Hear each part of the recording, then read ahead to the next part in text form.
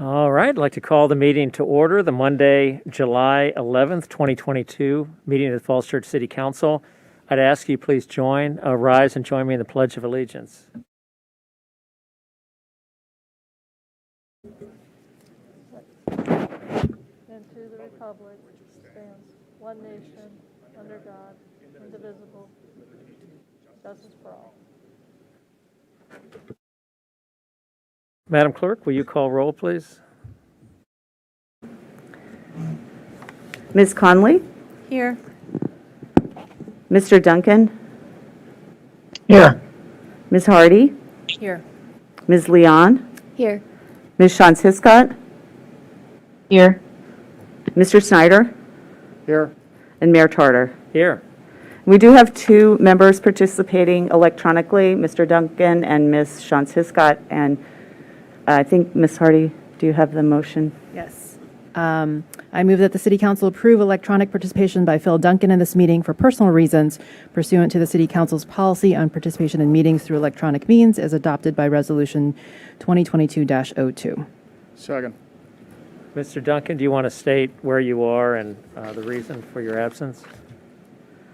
I am at 245 Geneva Road, Knoxville, Tennessee, tending to my father. Okay, so we have a motion and a second. All in favor? Aye. Abstentions? The ayes have it. Do we have a second motion, perhaps? I move that the City Council approve electronic participation by Debbie Hiscott in this meeting for personal reasons pursuant to the City Council's policy on participation in meetings through electronic means as adopted by Resolution 2022-02. All right, Ms. Hiscott, could you identify the location and the reason for your participation by electronic means? Yes, I'm in Corolla, North Carolina on family vacation for the week. Okay, so we have a motion and a second. Do we have a second? Second.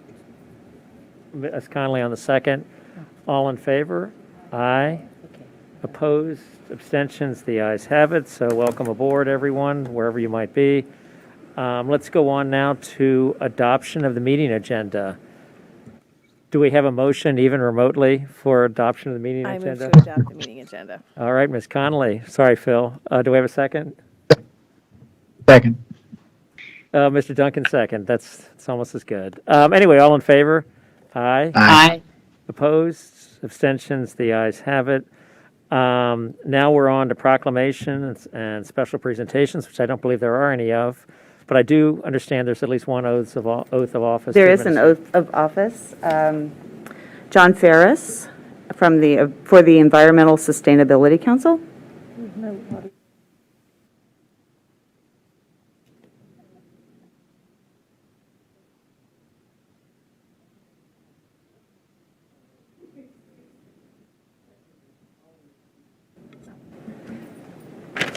Can you just raise your right hand?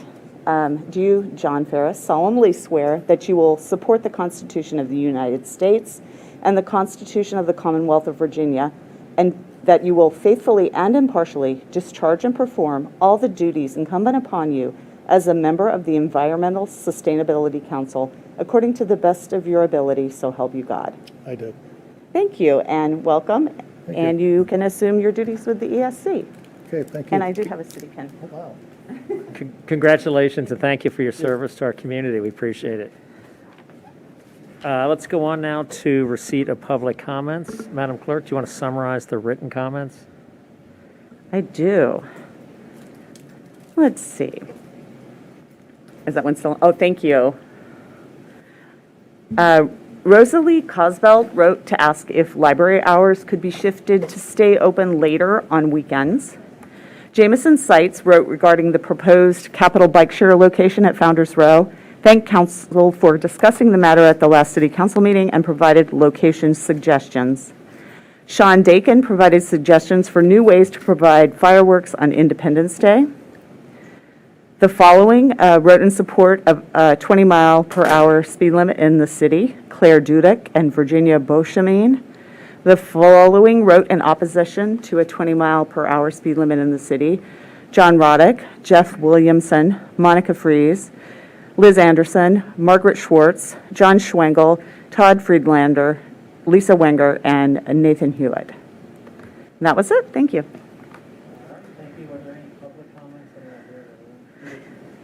Yes, we have Grayson team owners signed up to speak. All right, welcome. Come on down. Thank you for coming out tonight. If you'd be so kind to state your name and address for the record. Yeah, of course. My name is Grayson Timoner. I'm at 509 Roosevelt Boulevard in the Falls Green apartment building. And I'm here just to talk a little bit about bike infrastructure. So I recently moved here from Fairfax County and was really excited to live closer to a metro and just a more sort of dense environment that where a car was less necessary. Even though I have one, I just think that a lifestyle without a car in a community that promotes a lifestyle where a car is not necessary and where everyone can be active and access all the community's amenities without, adding traffic, being sedentary all day, adding noise and adding air pollution. I think that's a great thing for a community to strive for. So I just wanted to come and sort of give my perspective on what it's like biking here so far and what it's like, biking to the metro, biking to downtown, and sort of some suggestions of where we could go from here to reduce traffic by incentivizing biking, making it more safe, accessible for everyone from active people to kids and older people. Because right now I think it's mostly just accessible to active people and people that are kind of willing to take risks. An example of this is if you go kind of from the Eden Center or where I live, Falls Green, and you want to go to the East Falls Church Metro, there's a bike lane that's maybe a few feet wide and it's not protected from the road where cars are probably going over 40 miles an hour. So if you want to bike to the metro, it's pretty dangerous. And when I've biked to the metro, I just take the sidewalk, even though you're not really supposed to do that. Then you're kind of butting heads with pedestrians. When bikers and pedestrians seem to be should be on the same side of things, it sort of is like it kind of pits them against each other, and you realize that the infrastructure is kind of prioritizing cars above bikers and walkers, which kind of in my eyes is prioritizing cars over people. So I just think it would be really cool and beneficial to the whole community if we started to incentivize biking more by protecting walkers and bikers and protecting bike lanes instead of just having bike lanes unprotected. You could just put, like little posts up, and there's many examples across the United States. It's especially been increasing since COVID and internationally as well. So there's plenty of examples, and it's not a technical issue, but more of just political will and kind of who we want to prioritize, and if we want to prioritize access and mobility or just more traffic and noise. And yeah, I think my time is up, but that's pretty much all I wanted to say. Thank you. Thank you very much. We are working to raise the bar on that, so we thank you for your thoughts and your comments, and stay tuned. Yeah, Mr. Mayor, if I might just follow up to the speaker, thanks a lot. Keep the ideas coming about the areas that were most impactful from this in a positive way for biking. And just in response, I think the political will is here on the council to do that. It's getting it done and how and when, but I think the will is there to do it. So thanks a lot. Keep the ideas coming. All right. Are there any other public speakers? Not at this time, thank you. Okay. Let's keep going then. Let's go to council requests. Are there any council requests? Okay, go ahead. Vice Mayor Hardy. Why, do you have an update on where we landed on the bike share location at Founders Row 1?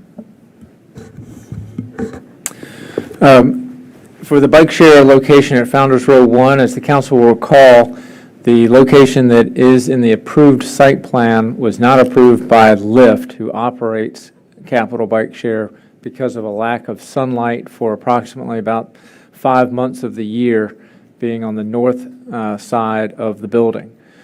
We had earlier scheduled in early July, I think July 8th was the date, to move the station to a location on West Street. After the council discussion 2 weeks ago, we've asked them to hold off on that location so we can study options a little bit more. One of the first places we looked as an alternate location was on the south side of the Founders Row building. That, however, does have pretty significant conflicts with the approved site plan in terms of outdoor dining spaces and maintaining the 10-foot clear pedestrian zone, which is a part of the streetscape standards. And so we truly have not yet found a kind of the ideal location. We were also asked, are there alternate wiring arrangements that we could do and keep the preferred location as shown on the site plan. Lyft has indicated that that is not something that they will do, and so the answer to that is no at this point. So that's the update. So we're basically, I think the staff recommendation is that West Street location, as discussed earlier, is probably the second best location from the cyclist perspective. It's close to the WNOD and within about 100 feet of the Founders Row activity area. But we have not scheduled that station to be sited at that location yet, pending final reviews of options. I guess I would encourage you to, I don't know who the person is to talk to, but this seems like a solvable problem. I don't know if they have a government relations person that we could talk to. Most of these fairly large outfits do. But it just seems to me like this is a solvable problem, and pushing this thing off from where it belongs just doesn't seem like a good idea to me. And it seems like we're going to get a whole lot less people riding bikes than we would otherwise because this thing's off. I don't know how far it's going to be. I've heard you say 100 feet. I've had other people say a fair amount more than that. But, of course, I haven't walked it off, so I don't know. But anyway, I guess I would encourage you to keep trying. And if we, as elected officials here, could help, we'd, I think, be happy to. Okay, thank you. Do you have anything else? Other comments? I've got a few. So obviously we didn't have fireworks this year for, I think, some maybe obvious reasons, but I really would encourage staff to, by next year, to come up with a solution that allows us to celebrate something in a, large way to get a pretty good amount of the community out. I don't know what that is exactly, whether it's a laser show or I'm not sure what it might be, but just something that we can bring the community together. It seems like that's one of the critical, important things here in Falls Church, and to lose a holiday that a lot of people turn out for, a family holiday here, seems like not a great idea. And I guess along the same lines, could you give us an update of what's going on with Watch Night?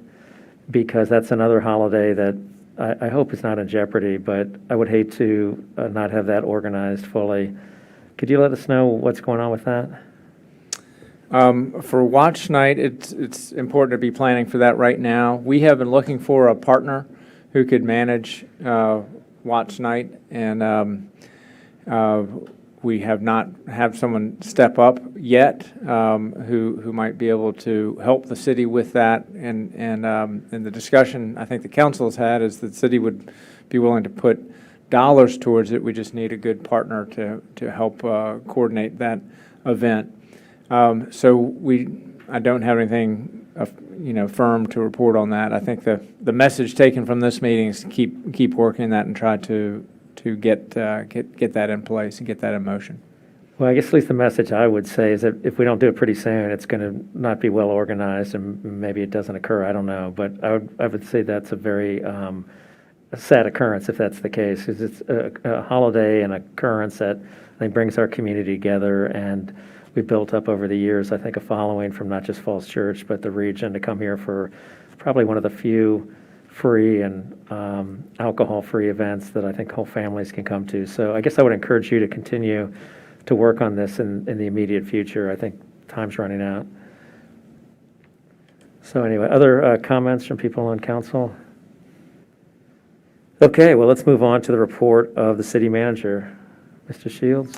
Thank you. I just have two things to report on tonight, and the first is on South Washington Street. I do want to just note that the project is in final punch list right now. The history panels are installed, and there are just a few things still to check. I also want to note that, as anyone can see who travels down South Washington Street or Hillwood, that there are a large number of the trees that were planted as part of that project have died.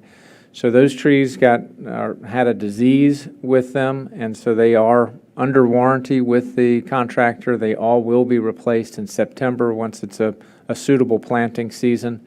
We generally don't plant street trees in August, but this is a contractual matter, and all those trees will be replaced. So I wanted to give the assurance to the community that that is the case and that we're on top of that. So if 60% of them died by disease, are we putting in the same trees prone maybe to the same disease, or what are we doing? Yeah, I don't know the details of what has afflicted these trees. The arborist has, identified what the problem is, and that they all will be replaced. Okay, well, I think hopefully some consideration will be given to if it's a disease that if we put the same ones in, presumably they're prone to the same. I think the issue would be with that particular nursery, or Okay. something happened with these trees. I don't think it's necessarily a species. There's the wrong species. Any rate, that Okay. Point is well taken. It's fine. And then I'll just note that construction is underway on South Maple Street, and it is good to see the progress there. The brick pavers are going in right now as we speak. The mast arms have been delivered. The key piece of equipment is the control panel. That is delayed under sort of a number of the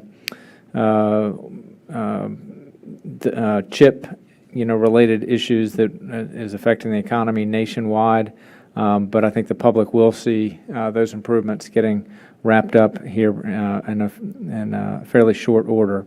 The purpose of that South Maple Street project is, of course, to improve pedestrian safety for people crossing Route 29, and that is something that the city's been working with the community on and with Fairfax County on for years. And we also have additional projects in the CIP for other pedestrian improvements along the Route 29 South Washington Street corridor. But glad to see the progress there. The second thing I want to report on, just for the public's awareness, we have the Park Avenue Great Streets project. We're at about 30% complete plans, and we have had public meetings on that project. But in order to really elicit good public involvement in that design process, we're going to have a walking tour for Park Avenue from the library to the State Theater on Monday, August 1st at 6 p.m.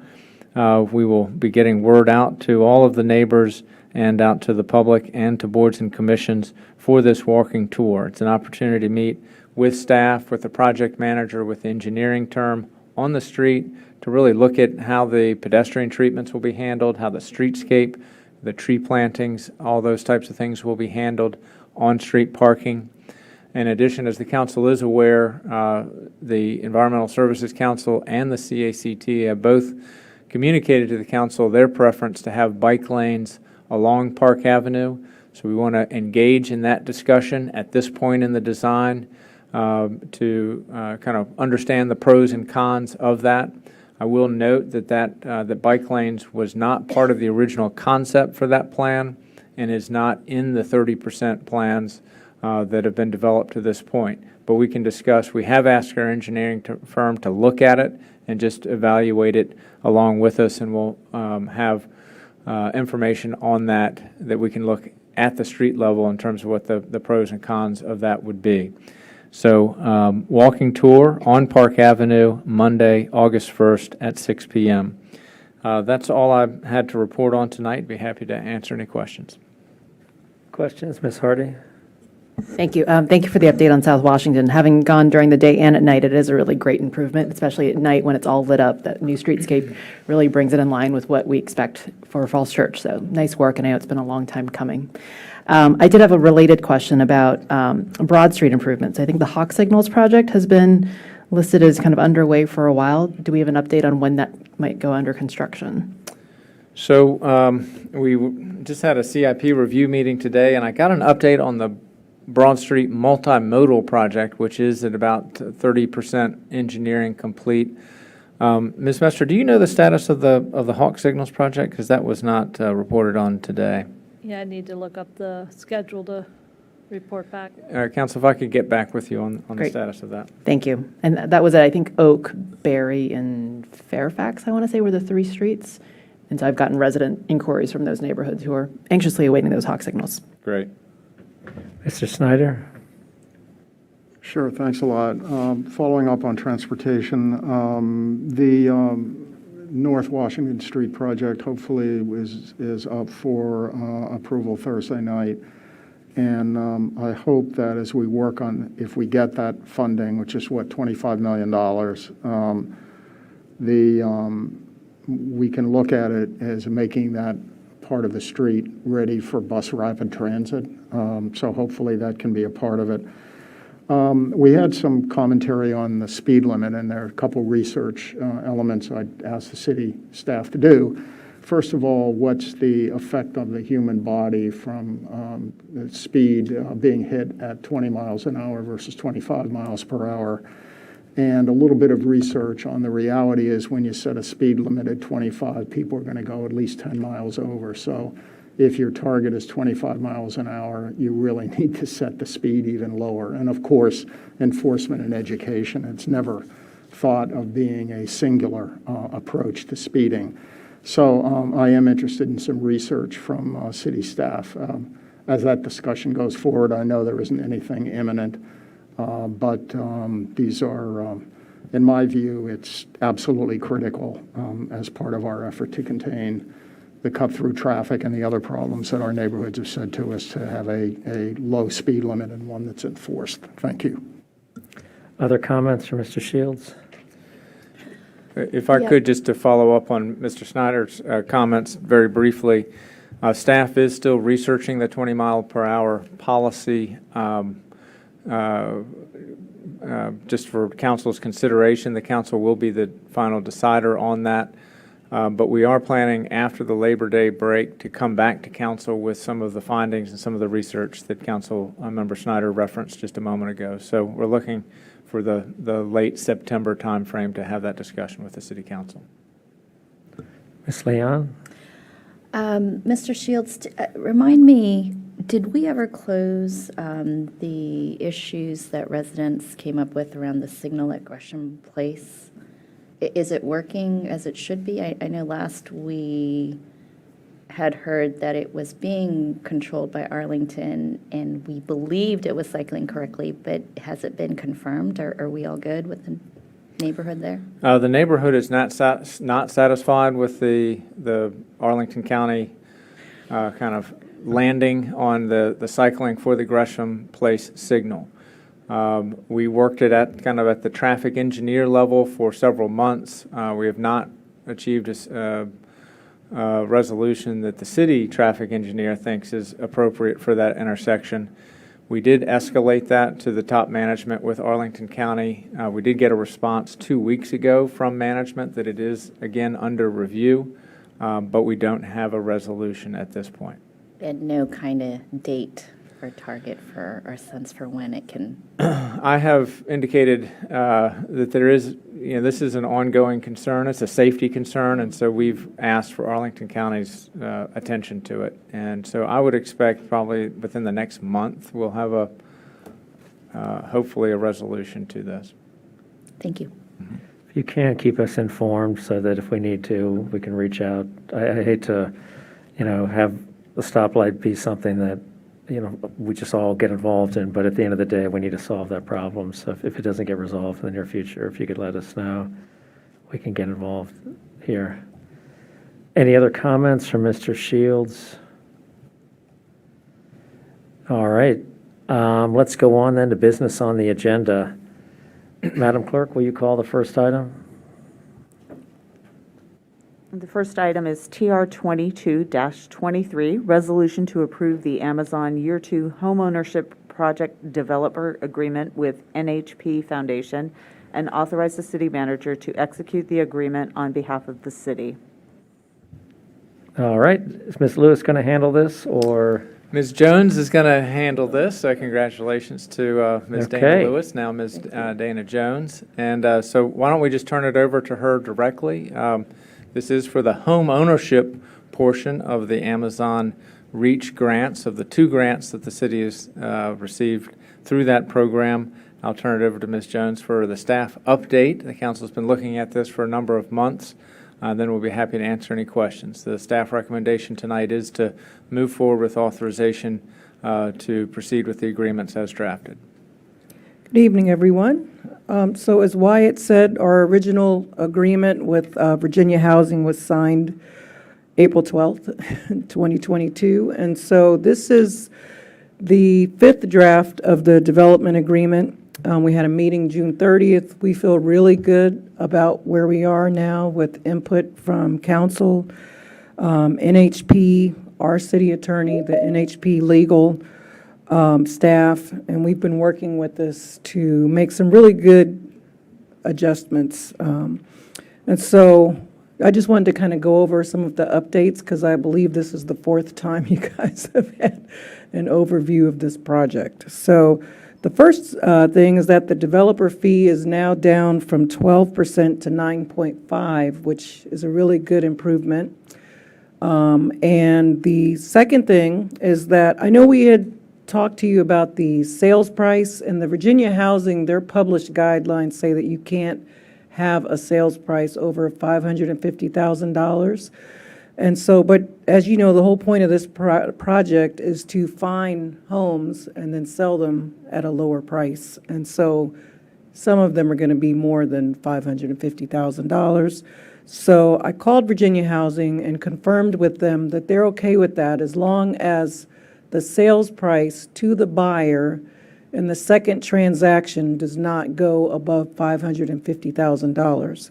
So the first transaction will be when NHP uses grant funds that we provide them to make the initial purchase of the home.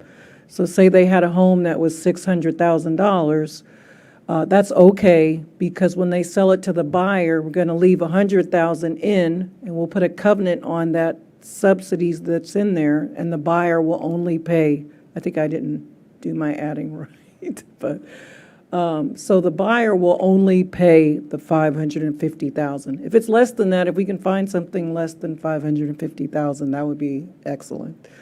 But so we did get approval on that. They really like our approach, and they're looking to model this project, through other localities. So excited about that. They want to see how it goes and get all the details because I believe they have been getting questions about it. And so, like I was saying, when we put that covenant on the subsidy, it's not a loan. It'll be a covenant on there. I mean, it won't be a loan. It'll be a subsidy with a covenant on there. And one of the other updates is that you all had asked about having a covenant in perpetuity. And so we talked to other localities, we talked to the city assessor, and they felt like 99 years is actually a permanent solution, and administratively it's easier than doing perpetuity. And so we felt like that was a good solution there. And so some of the additions that you see in your packet tonight are a model sales contract, a covenant that we have been working on. The city attorney has reviewed it. NHP's attorney has reviewed it, and we will be having Virginia Housing review it this week. They're going to have their underwriting department take a look at it, and they'll give us any feedback of anything that we need to change with the covenant. And then NHP has also provided a quarterly reporting, an example of a quarterly report that could be used. And then just the last thing is just to reiterate that at sale, the city will get all of its subsidy back, and whatever equity there is will be a 75-25 split. So those are the major points. Do you have any questions? I think we kind of went over a lot of this at the 26th as well. Ms. Connolly? This is just a contingency question, and maybe Ms. McCoskey can answer this. What happens if the homeowner dies while in here? Is it passed on to their heirs, or how, is that the first mortgage becomes due and the second mortgage? Well, I believe our covenant says that it can be passed to the heir if they're income eligible. Right. Was my understanding of what it, isn't that correct? That's correct. Yeah, the covenant states that, it has some details in there. If the homeowner dies, then there are certain heirs that can, the executor or whomever's handling the estate has to contact the city, and then certain heirs who are eligible can then become the owners of the property. And if there was none that was eligible, then it would come back into the program. But And that's a really good provision, because as long as I've been here, we haven't had an ADU owner that has passed or had that situation happen in the past. So I was glad that we addressed that in the covenant. Ms. Leon? Ms. Jones, sorry, I just had to say that. Mrs. Jones, I'm old Do you like hearing it, how it's said? It's great. Now, I'm hearing the positive news about the higher initial sales price limit, but let's clarify this for the public. So it is, the max threshold above the 550 is 170K. Yes. Correct. So at the ceiling, the properties we would be purchasing under this program are maxing out at 670K. Right? Yes, So that's yes. 550 plus the 170. Okay. Yes. that's All right, that's 720. 720. 720, you're right. Oops, Can't add this evening. in my head. And then NHP would have That- to get approval from the city to go above the 550. So that's, I believe that's in the covenant, the way we wrote it in there. Yep, but that's good that we have that Yes. flexibility on that first purchase. And do we see any concerns with Virginia Housing Legal Counsel reviewing this? That might be a question for Carol. I have not spoken with them or with Virginia Housing directly myself. Okay. So, but I think it's, I mean, I expect they may have some comments around the edges. And there are some ways that this is built to act like a subordinate loan. Yeah. And so I would imagine they may have some comments around that, but I don't think, I think the way the restrictive covenant is written, it's all subject to permitted mortgages, which is what theirs would be, or their approved lender will have the first loan on the property. And so this enforcement would come second. Okay. So I don't think that, I don't expect there will be substantial changes that they would require. Okay. I was going to just add to Yes. that. I think it's pretty standard. They're reviewing to make sure that we, are in line with, their products. And so they're going to be looking at it from their perspective. And they made it seem to me that's pretty standard for their programs, that if there is a covenant, that they would review it. Yes, they usually do. Yeah. I think it's, if it's underwriting and legal. So, but just curious what the underwriting review is on that. Legal is expected, but I think I heard you said underwriting review on the contract. That's what they said. They said Yeah, their that's the underwriting piece where it's a department little bit of question mark. I'll double check, but I know that's what they said. Okay, yeah, let us know if there's any concerns on there. But I really want to say thank you for the effort to get this to where it is today. It is a huge lift. We have a 46-page affordability covenant that defines the first time ever shared equity program for the city. We reduced this developer fee. We negotiated hard. So to 9.5%. I would ask that when you get that monthly report from NHP, that you maintain the rigor on understanding the cost that we, speaking for myself, and I think council would appreciate, we would love some updates on a quarterly basis on how this is progressing in terms of whether we underestimated the cost to execute this program, or just how we're tracking, in terms of run rate against the money that we've been allocated. And I would hope that that report is not in a Word document, but is in a spreadsheet with the formulas clearly embedded in there that you can see what it looks like. Okay. Yeah. That's it. Thank you. Thank you. Other comments? Vice Mayor Hardy. Thank you. I will echo Caroline's comments. I do think this has come a long way, so thank you for the hard work. from staff on this. I was comparing the version from 2 weeks ago to the version that we have on the dais tonight. One of the questions I had is, I thought the fees were capped at 900,000 in the version from 2 weeks ago, and now it's back to a million. Was that a change in negotiations when we got the fee down to 9.5%? Or is that a version control issue?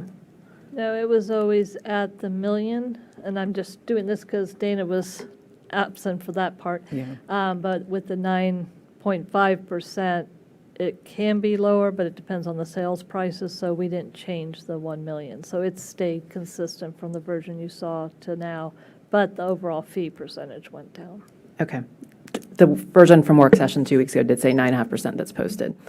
A second question that's more of a clarifying. The 9.5% fee is assessed on 4 categories: the purchase price, closing costs from round 1, rehab, carrying costs, and then closing costs from round 2. Is that correct? Those are the 4 categories. The reason I asked, I'm kind of a stickler on this point, is I think 2 weeks ago Caroline had brought up a concern, which I thought was valid, that the carrying costs could potentially be a double dip. And so I think there's new language in there that I want to confirm that says that it's carrying costs that are not using grant funds and paid by NHP. So that is new language I saw in the agreement. So I want to make sure that addressed what Caroline brought up 2 weeks ago. That is new language that we added since the council meeting. Okay. Thank you.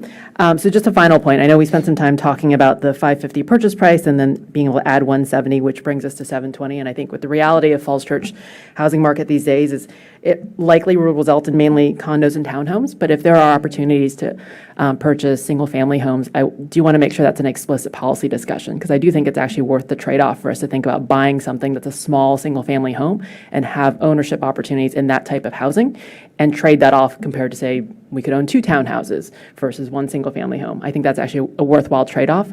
So I don't want us to exclude single-family homes just because 720 is out there. So let's work really hard and try to find if there are any out there, because that is a rare housing type that is affordable to many people these days. And I think it's important for the city to help step in. Okay, So thank you for the hard work. thank you. Other comments?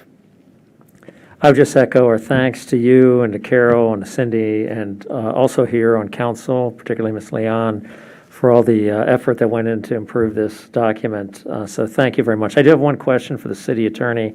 We talked about the death of an owner. How about bankruptcy? I believe that at the time, I mean, I think bankruptcy is covered under the restrictive covenants, and what happens at that time is the city has an option to purchase the property at the affordable level, and so it could go back into the program. Maybe you could just confirm that. I know bankruptcy is really challenging as a legal concept, but I think there's certainly that possibility, particularly if the market would make a downturn. So if you could just confirm I will check your on that understanding and get of- back to you all on that. Yeah. Exactly, thank you. I do agree. That is a good point because it's distinct from default. Because those are 2 legal events that are different. Right, although I think it B. usually becomes a default too. Yeah. Okay, unless there's anything else, congratulations, thank you. Thank you. Absolutely, we really appreciate all the hard work that went into this. We can publicize it. So do we have a motion? Build up. Mayor, I move to adopt TR 22-23. Before we do that, let me just ask our remote folks if they had any comment that they wanted to make. I didn't see any hands up, but I wasn't looking the whole time. Anything from our remote? No, thanks. What's that, nothing? Just additional thanks as well. Okay. All right, let's go on to a motion then. Mayor, move to adopt TR 22-23. All right, do we have a second? Second. Ms. Leon in the second. Any further comment? Any comment from the public? Seeing none, the matter is closed to the public. Madam Clerk, will you call this vote? Ms. Conley? Yes. Mr. Duncan? Yes. Ms. Hardy? Yes. Ms. Leon? Yes. Ms. Shantz-Hiscott? Yes. Mr. Snyder? Yes. Mayor Tarter? Yes, Motion carries 7-0. Thank you, council. thank you. Thank you. All right, let's move on to the next item. Yes, we have TR 22-33.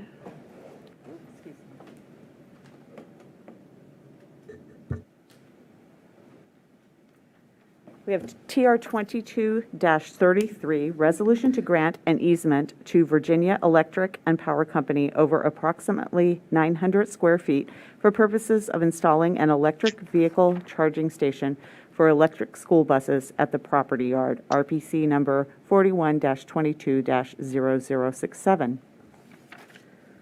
Okay, Mr. Shields or Ms. McCroskey?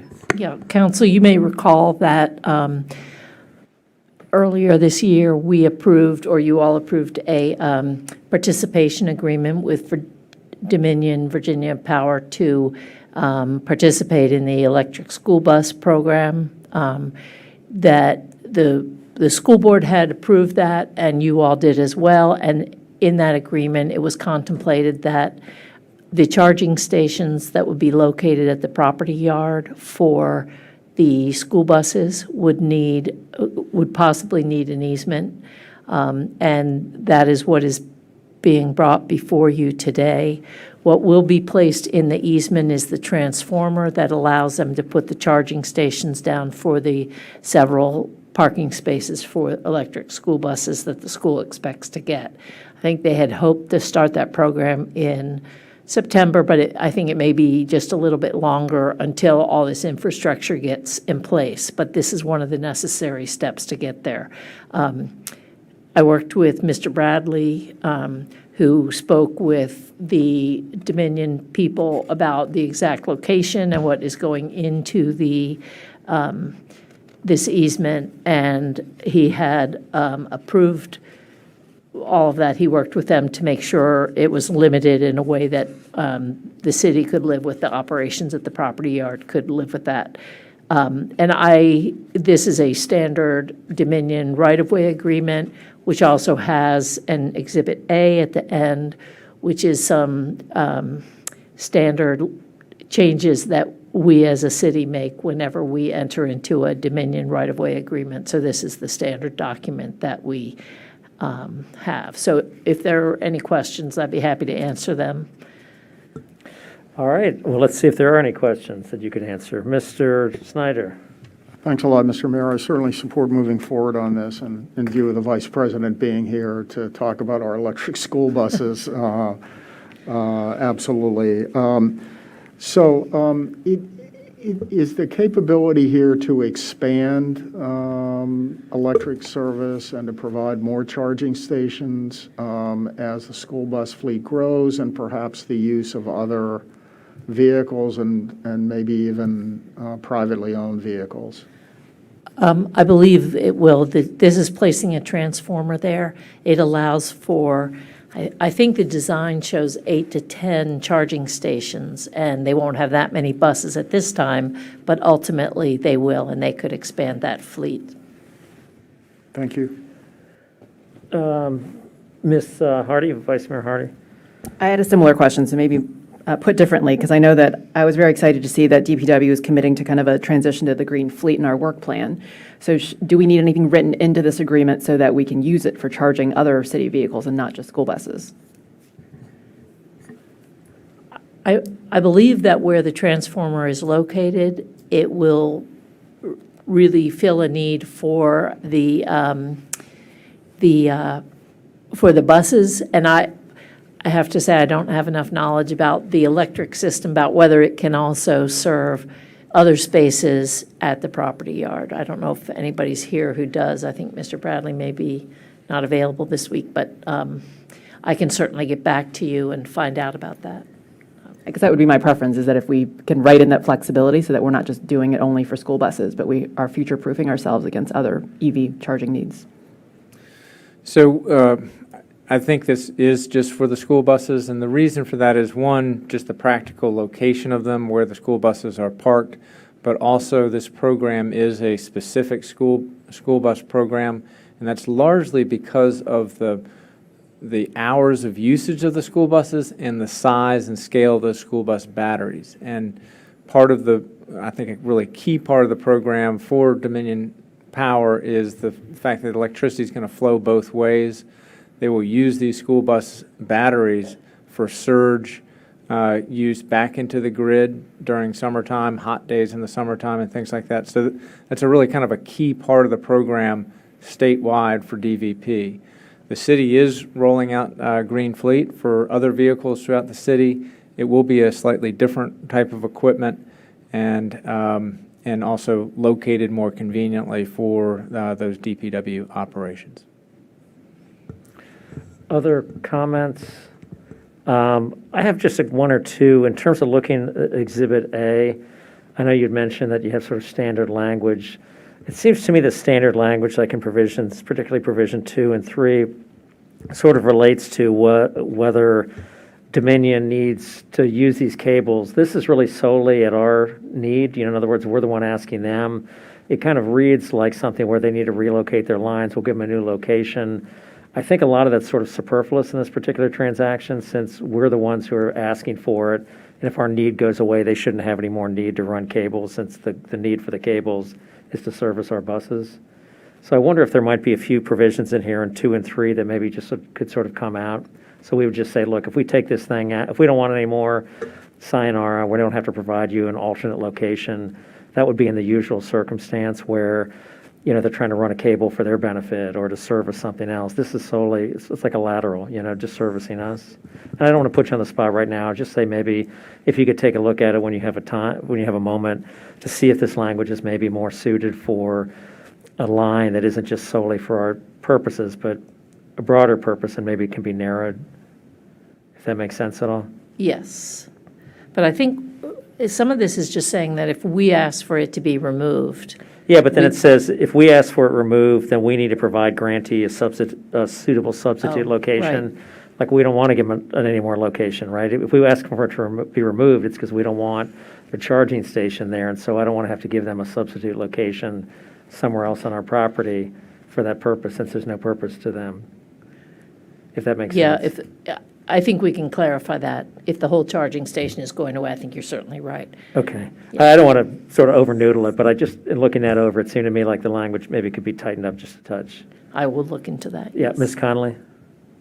Mr. McCosker, I just want to confirm that the school staff looked at the location and it works for what they want to do?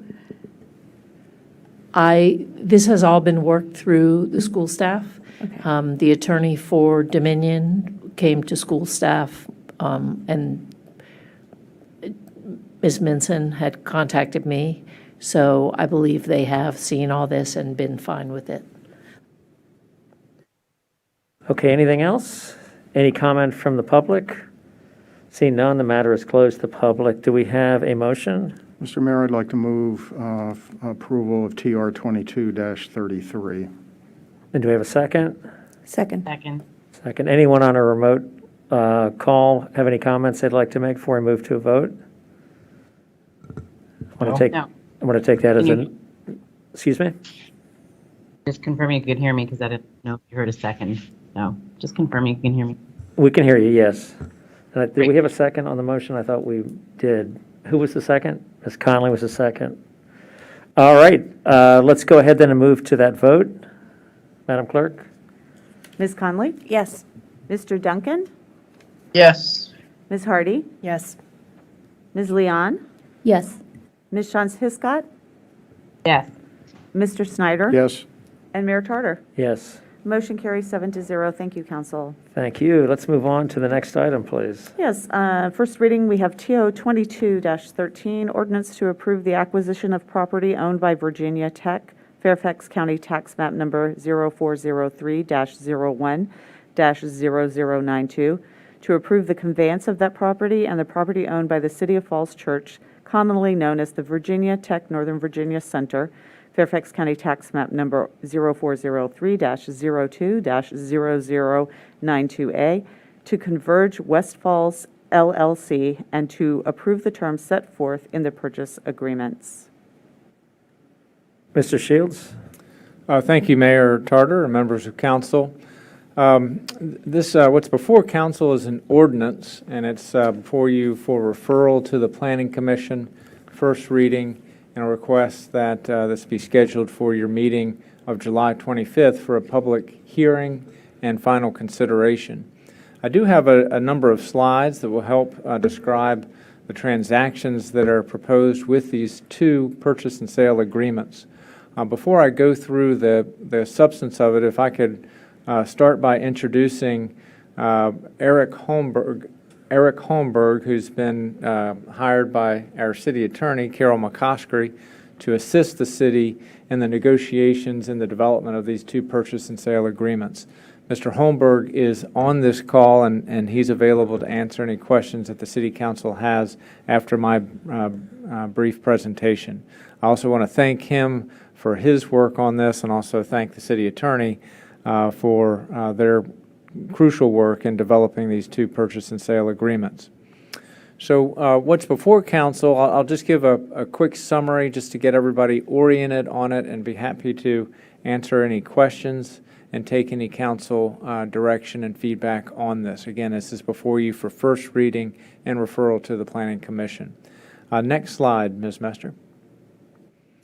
So just to get ourselves oriented, and I will note that we have discussed this in public session about 2 months ago when Virginia Tech first announced that they were planning this development, and Converge West Falls was planning to redevelop the property as well.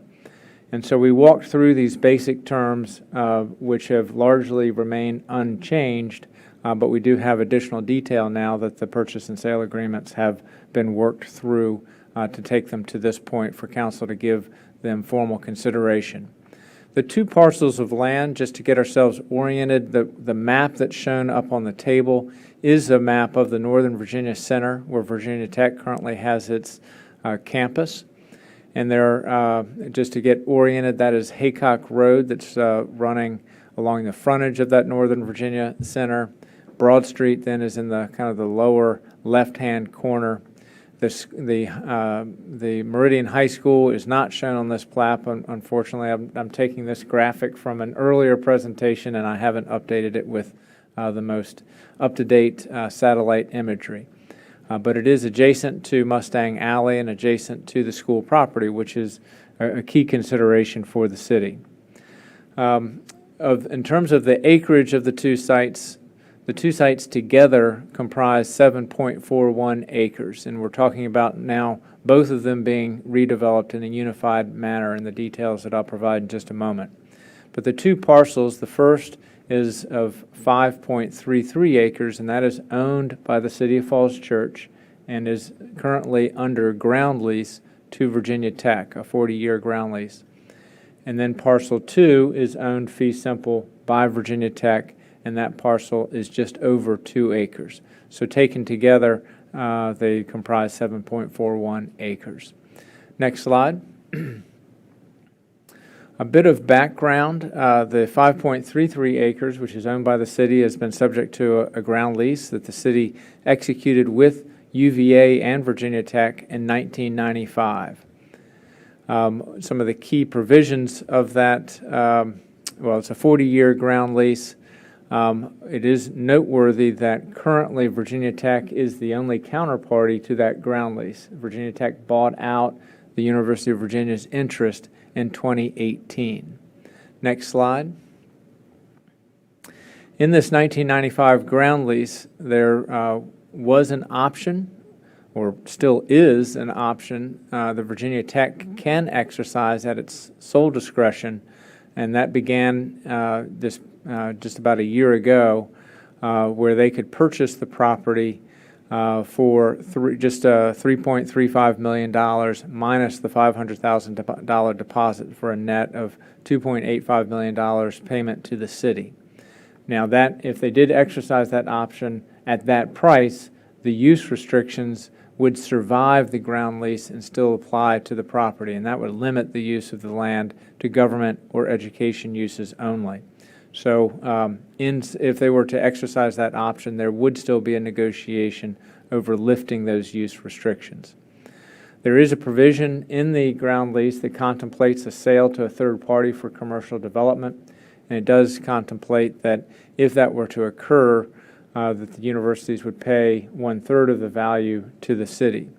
Now, we didn't follow that provision exactly in these negotiations because we're also getting the 2-acre parcel fee, and so that's, in some respects, in addition to the 5.33 5.33 acres that's subject to this ground lease that we're discussing here. But nonetheless, that was, I think, in Virginia Tech's mind in terms of how this transaction would proceed. And so after negotiation, those are sort of the broad outlines that we've followed. Next slide. So Converge, let me summarize some of the key terms that are in the purchase and sale agreements. In one combined closing that would occur essentially simultaneously or certainly on the same day, Virginia Tech would transfer the full site, the full 7.41 acres, to the city. The city would sell that site to Converge West Falls LLC, which is a partnership set up for this purpose, but behind that is the firm of Rushmark Properties. The payment to the city would be $25 million, which is the purchase price. Now, following kind of that basic idea of the 1/3 and 2/3 split, the net proceeds to the city would be $8.43 million, and that's what's reflected in these purchase and sale agreements.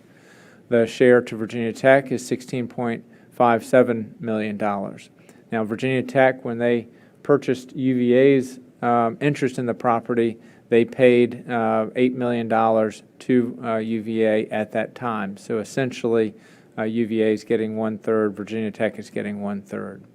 Again, this would all, both of these transactions would happen at the same time. Next slide, Cindy. I think we need to go the other direction.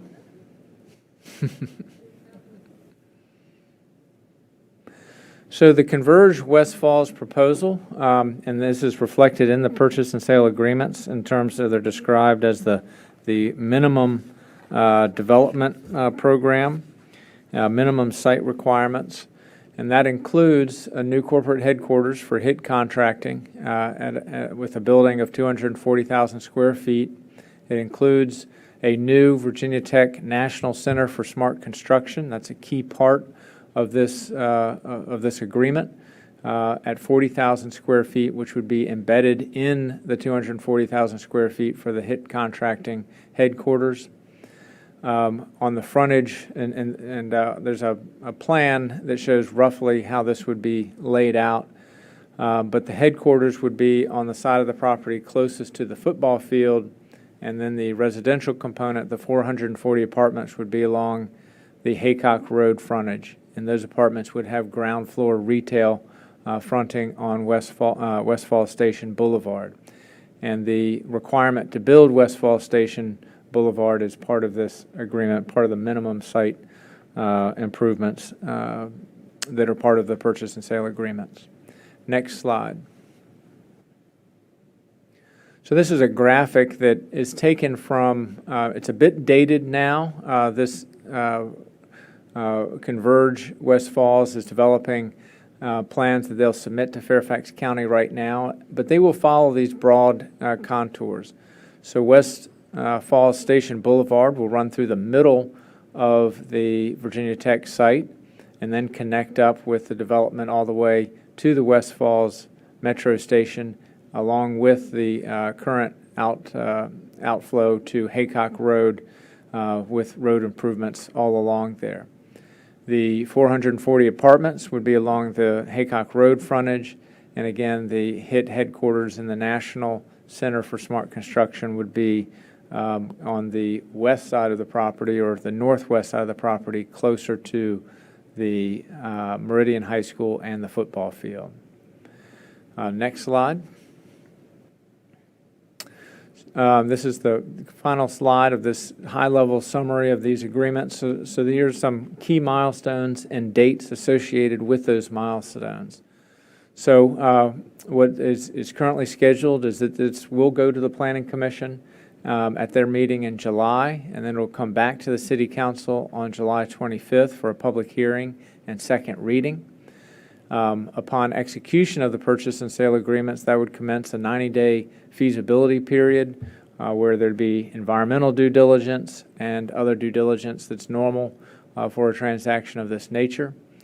The that Rushmark would submit land use applications to Fairfax County in the January 2023 timeframe.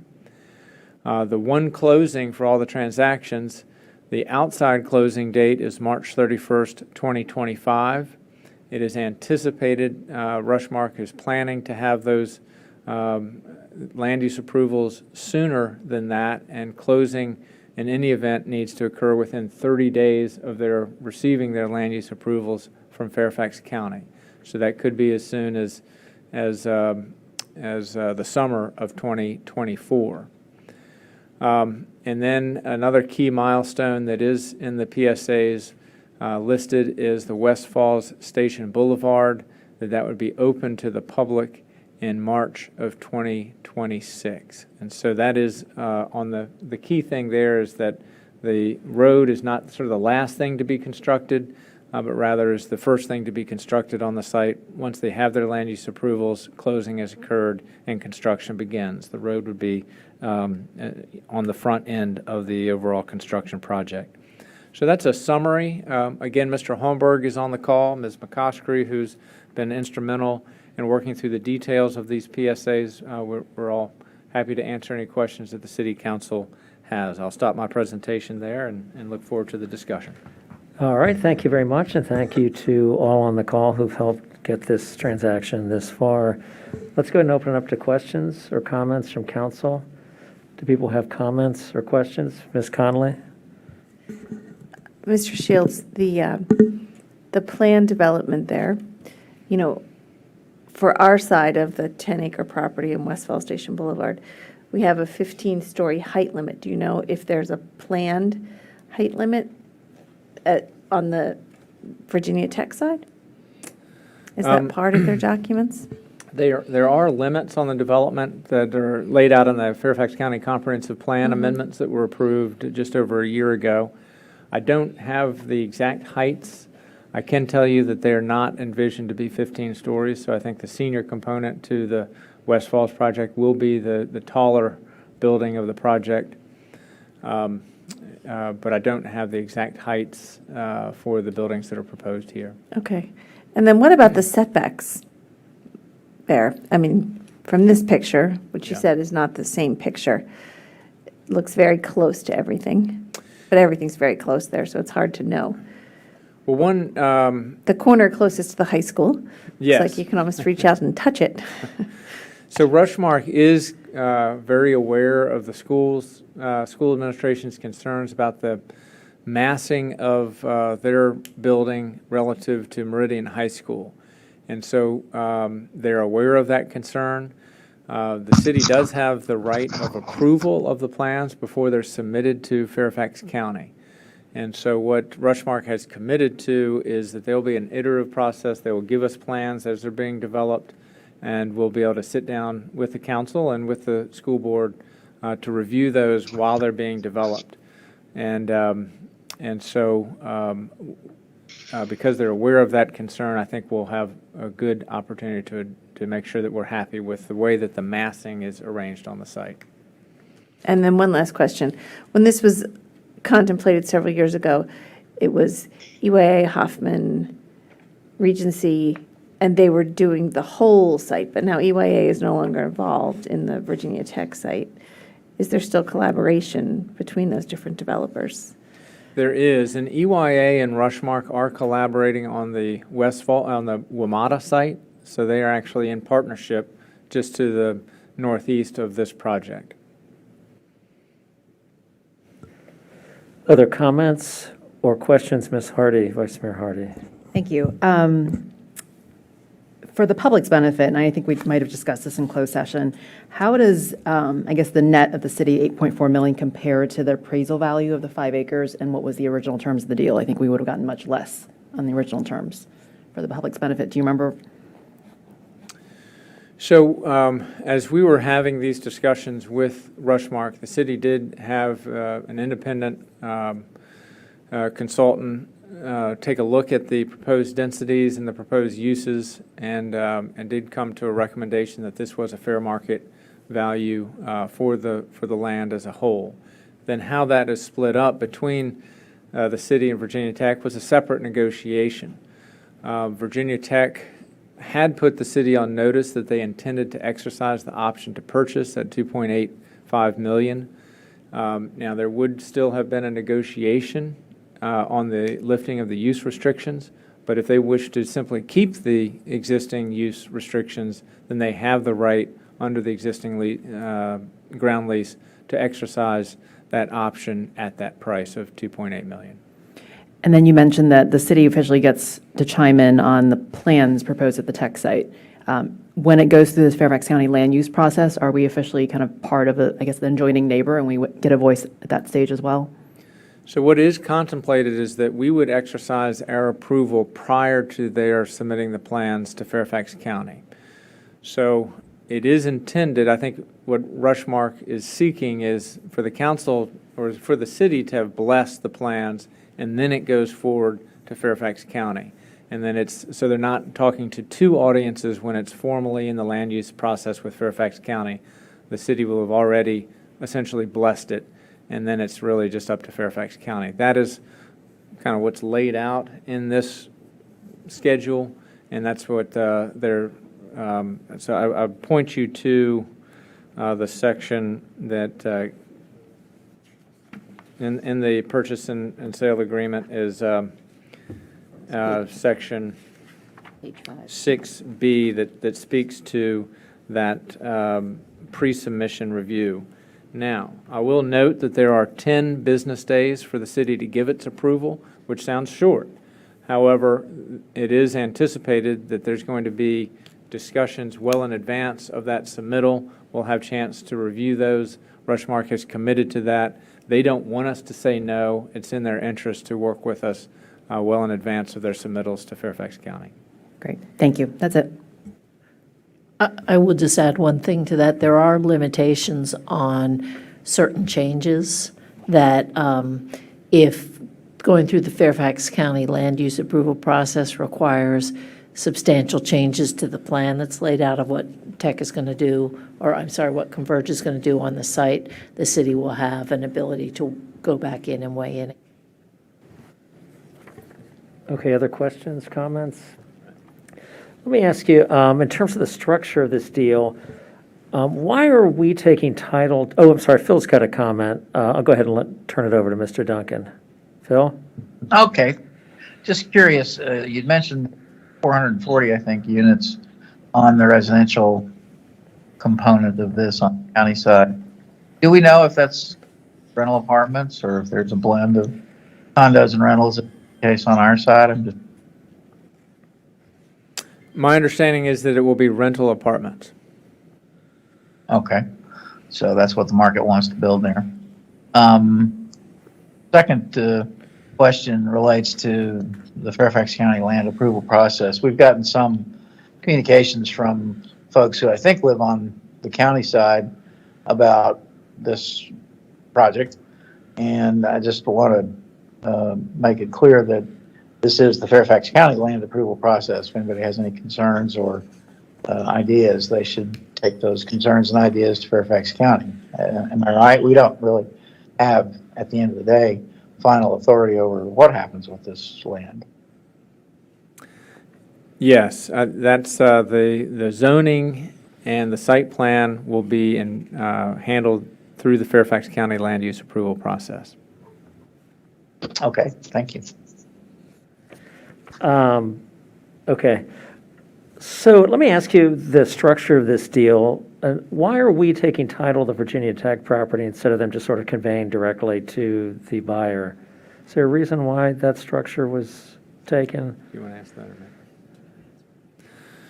So I think from a process perspective, Virginia Tech's preference is to convey it to another public agency, and so the city is that public agency, and then from there we convey it to the private entity. There are, I think, under Virginia Tech's rules relating to them as a land grant university, it is more complicated for them to convey property to a private entity than it is to a public agency.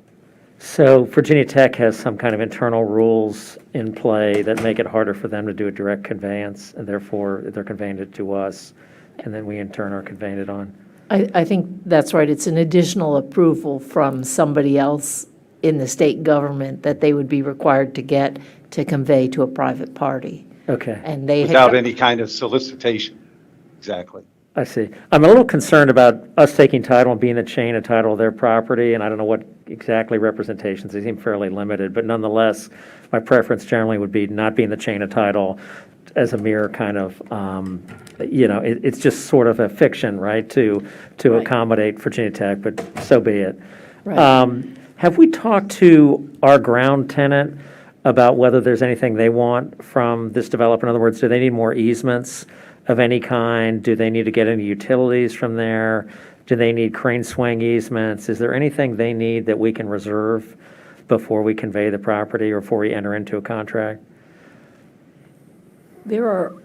We have been working with our ground tenant right now on arranging for some temporary construction easements and a retaining wall easement that will last for some period of time. And we've been working that out between the parties. So we have been, everybody's been discussing this together to make sure they have what they need. So I would say that those would be good things to put in our contract with the the ultimate buyer, Rushmark, or whatever they're calling themselves, conveyance or whatever convergence, to reserve that to ourselves. In other Right. words, an easement of whatever kind it is. Right, I think it's being granted sooner before any of this closing would take place. So And does our contract allow us to do that? In other words, typically you don't have a right during the pendency of a contract to grant easements to third parties. Does this agreement allow that? I have to look and make sure that it expressly says that, but it is something that we have certainly discussed. Eric, if you have any input, feel free to speak up, but Yeah, no, I don't believe that we specifically addressed that, but I don't believe that it would be contentious either. Yeah, so I would just suggest maybe we should put that in there, that here's the things we want to do. We're going to grant or expressly authorize by the transaction and put in there so that we don't have any issues with them. Same thing for the schools. I don't know if the schools have any need for anything from this property, but this now would be a good time to try to sort that out as well. Whether that's easements or temporary parking or whatever. So how about Fairfax County government, the folks there, or the supervisor, what do they know about this transaction? So Converge LLC has been briefing Fairfax County officials on this, and that communication, I think, has been, it's been handled by them, but I know what is reported to me is that they have had meetings. I think they're meeting again this week, and to keep them fully apprised in terms of what's being discussed and what's being planned. Got it. It seems like the timetable is a bit longer than might be necessary. I don't know if there's any been thought to given that or given that. Go ahead, I'm sorry. So I'm sorry. Yeah. Go ahead, Wyatt. Go ahead, Mr. Hallberg. Well, there's two components. One is the feasibility period, and it dovetails into basically the city and Virginia Tech getting the requisite authority to proceed with the contracts. So the feasibility period is going to be 90 days after the contracts are signed. And that's what Wyatt referenced earlier, it's not necessarily a critical path, but it's a construction development schedule for the benchmarks. But they're going to be in site plan development and plan preparation for a good period of time. And they're being represented by Tom Colucci at Walsh Colucci. I don't think that you can find a more qualified firm to lead this charge. And yes, we did try at many turns to accelerate the time frame to make that window as short as possible until they go hard and are committed to buy the property. Yeah, it seems like 2025, and I'm just glancing at this and I may have that wrong, but that's a pretty good amount of time. And typically, an application would be filed sooner than that. And frankly, you get your approval sooner than that as well.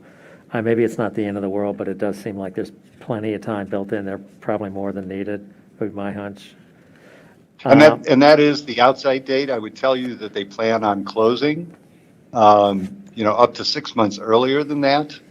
It's just that this deal, from an economic standpoint, from a material term standpoint, is in place with an outside closing date of March 2025.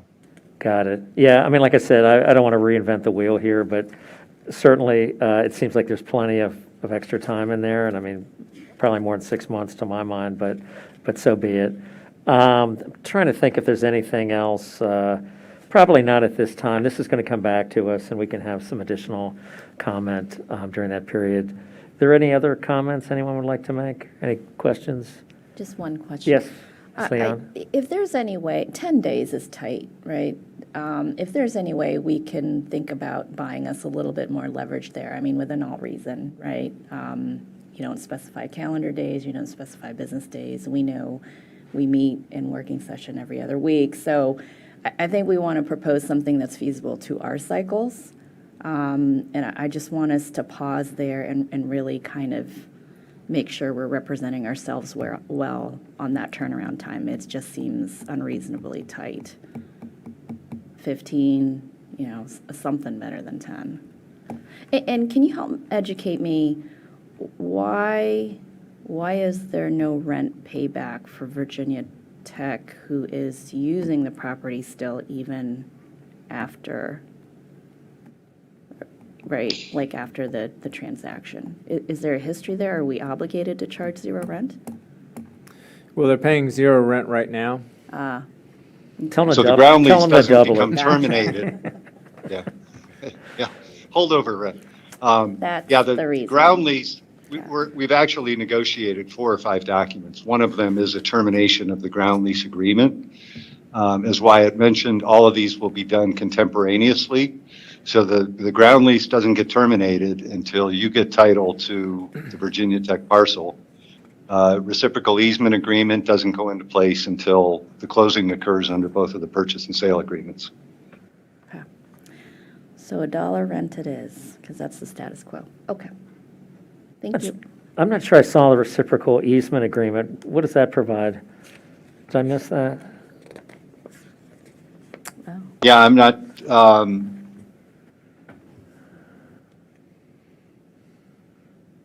well, let's, Carol, should we put that in the package as well? Or just, I mean, I don't know, if you, at a minimum, just tell me what it is, and then that'll probably make me happy. Well, the various parties, when it comes to the apartment holder, and frankly, just reciprocal easement agreements to allow for ingress, egress, construction, temporary construction, for how the parcel integrates with its neighbors. So, but will our street be public, or is it going to be an easement, the one on our property? Is that what they're talking about, an easement to use our streets to get to, let's say, Route 7? Is that what we're talking about here? Well, we have public right-of-way easements on the rights-of-way within the 10-acre West Falls portion. So it's by easement, not by fee? Actually, I'm sorry, those are by fee. Okay, so Yeah. but with reciprocal implies we're giving them something. I'm just wondering what we're giving them as far as, there's no easement to be given, right? It's a public street. Yeah, no, I just use the word reciprocal because it's property owners, but not necessarily the city. So what easement would our side be given? Who are the parties to the reciprocal easement? The ultimate owner of, what? I take that back. We don't have a draft of that at this time, of Okay. the reciprocal easement agreements, which I think would be, and Eric, you can probably fill in better, but I believe that'll be developed as we get closer to a closing, so that the development, we all understand where everything is located on the development and what is going to be needed between people. But the road, for instance, that will go through the middle We will be developing during the feasibility period an agreement that governs the construction and use and all of that road. So that will be covered before we get to closing. We will have a specific agreement on that. But right now, because the development isn't approved sufficiently, we don't have the reciprocal easement agreement, but that's intended to be part of something we would do at closing to make sure that to the extent it's needed between various owners, that would be done at the time of the closing. Sure. So are you talking about Falls Church granting, quote, easements, or the ground tenant granting easements? And I guess they'd have to agree. We'd be the grantee. Right. We'd be the grantor, and the ground tenant would agree to it or consent to that. So I guess I would just want to, I don't want to overdo this right now. Right. I would just want to know whatever easements we're being asked to grant, if in fact, quote, the reciprocal easements, we, be told about those. And those, yes, and those would need to come to you. I don't believe that there will be one easement that's going to be asked of Falls Church. Okay, that's good. To the extent that they're involved, I think you would be a beneficial tenement and not a servient tenement. So then maybe it's not actually reciprocal, it's just a grant of easements to us as opposed to. It may be, yes. Okay. Look, I don't want to belabor it, put you guys in the spot. We'll make sure that council's well-informed when we get to that point and before anything is agreed to at that point. Okay, that'd be great. Anything else from anybody up here? I know these kind of deals are really complicated, so I don't want to put anybody on the spot. I get it. But thank you for all the work you all have done, everyone, moving this down the pike. I know there's plenty more work to be done, and just please keep us informed if you would. And thank you again. And we've got is this a resolution? Let's see what we've got here. Looks like it is a ordinance. Okay. So let's go ahead. Do we have does anyone on the phone call have any other additional questions? Phil? Debbie? Not at this time, thank you. All right. So thanks. Okay. Any comment from public? Seeing none, the matter is closed to the public. Do we have a motion? Motion to move to first reading, TO 22-13, referring to the Planning Commission, schedule public hearing and final consideration for July 25th, 2022, and advertising the same according to law. Second. So we have a motion and a second. Madam Clerk? Ms. Conley? Yes. Mr. Duncan? Ms. Hardy? Yes. Ms. Leon? Yes. Ms. Shantz Hiscott? Yes. Mr. Snyder? Yes. Mayor Tarter? Yes. Motion carries 7-0. Thank you. Thank you. Let's move on now once again. Looks like there are no consent items, and we're on to our work session. Let's go on to the work session then, Mr. Shields. Do we need to, I guess we don't need to take a break, and maybe it's a bit early for one unless people want to have a break at this moment. All right, let's keep trucking, and let's see when we can get on out of here. Mr. Shields? Thank you, Council. And I think Ms. Mestre will put up on the screen a copy of the work plan. And the Council did discuss this at your meeting, at your last meeting, and we walked through the work plan in detail and had a detailed feedback on it. At tonight's meeting, what I would propose is that we just provide an update in terms of changes since the last time the City Council took a look at the work plan. And just for the public's benefit, the way that the City Council's 2-year work plan typically functions is that it provides a good organizing document. It's a chance for the Council to articulate major strategic areas of change that the City Council is seeking that will advance the city to achieving its longer-term vision. That vision was adopted several years ago and is really as a 20-year vision for change in the city. And then the 2-year plan is a way that we take incremental steps to move closer to achieving that vision. Since the Council last saw this in terms of formatting, the work plan now has the addition of kind of a high-level Gantt chart, which lays out kind of the sequencing of the different objectives that we would be seeking to accomplish together over the next 2 years, beginning July 1 of this fiscal year, taking us through the next, this full fiscal year and then the following fiscal year for a 2-year work plan. So we'd like feedback on those priorities that are shown. The light green indicates that's sort of a planning phase, and then the dark green is the quarter in which we'd attempt to or seek to finish up work on that particular objective. Also, since the last time you've seen it, we do have the boards and commissions that would be involved in advancing this work. And one of the thoughts for tonight, the request for tonight, is to have input on this work plan, and then if there's consensus that it's ready, to refer this out to boards and commissions so they're aware of the council's priorities, and a request that the boards and commissions incorporate these objectives into their two-year work plans as well. And then have that come back to the council for final adoption then, either in August or in September, depending on how quickly we can get that board and commission reaction. The other thing I will note is that there are yellow highlighted items in the work plan, and those reflect comments that were provided by City Council at your last meeting and input from the Government Operations Committee, which did meet on this to advance the development of this work plan. And then lastly, in terms of resourcing, I have highlighted in sort of that burnt orange or that kind of the pink color that those are areas where we still have some work to do to make sure that these tasks are adequately resourced so that we can accomplish them. So just as a kind of a high-level summary, the work plan items are advancing areas of developing the city's small-town character and an urban setting. And we have 8 work plan items that are in that area. And then the next is economic sustainability and vitality, and we have 6 work plan items in this area.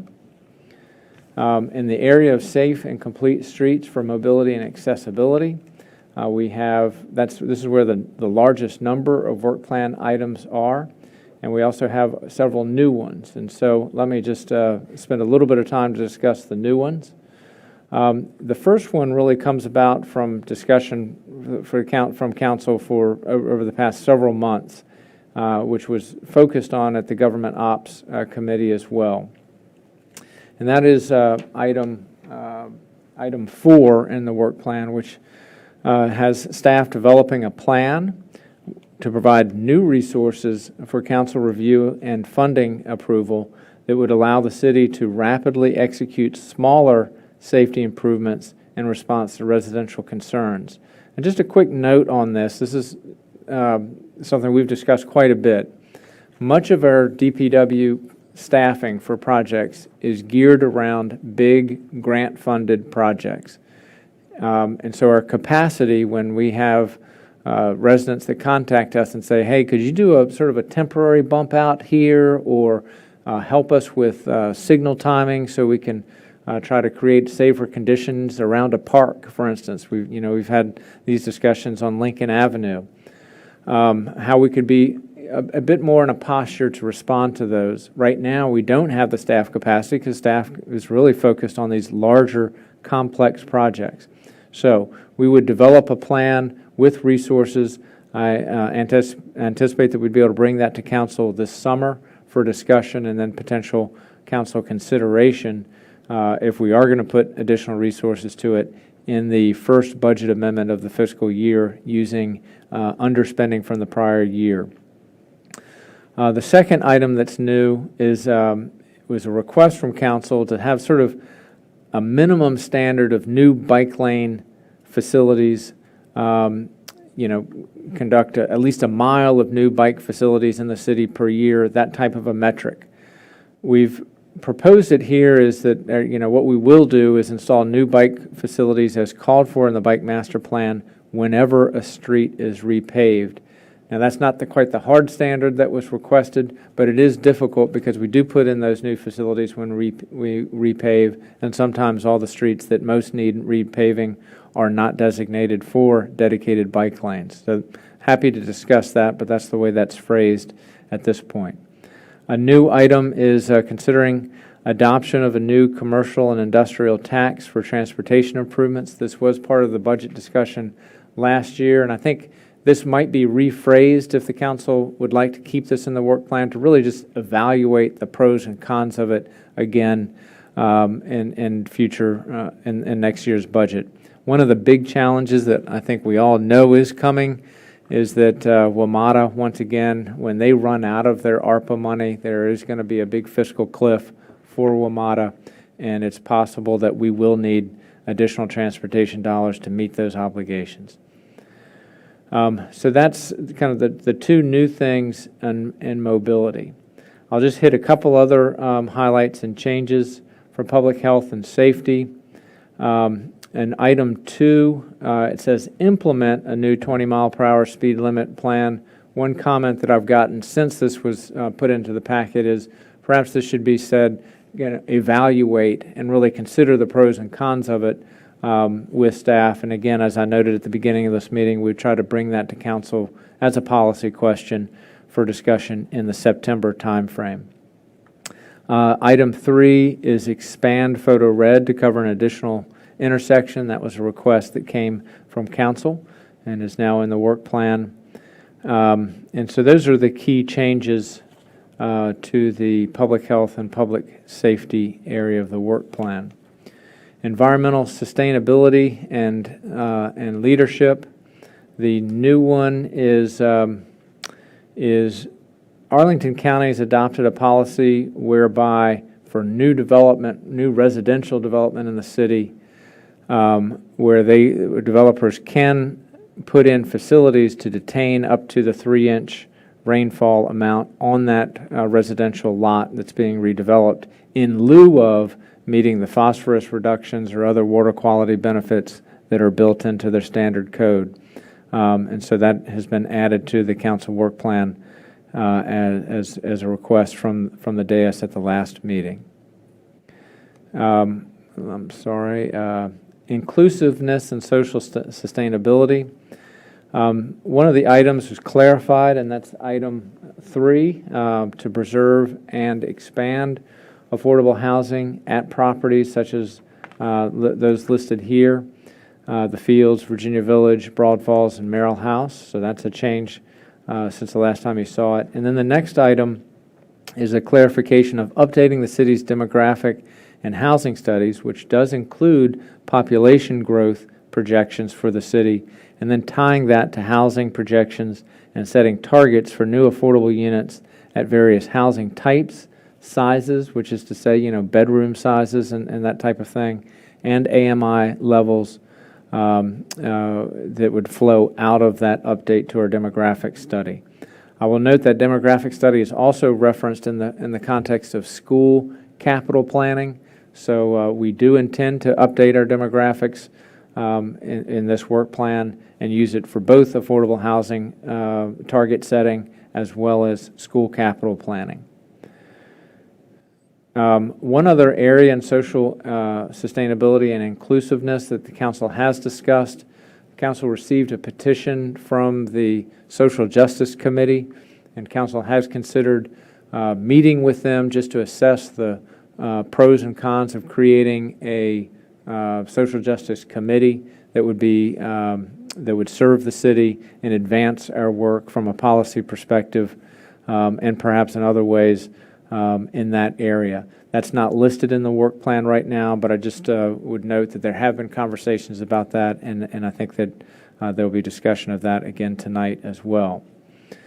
And I'll wrap up my report in just a moment. In the area of effective and responsive government services, one of the requests is on the communication front, is just having a regular and sustained method for communicating city progress on these strategic objectives as laid out here in the work plan, but other key things that the city is advancing in progress that we're making, having that be a core part of our communication efforts for the city.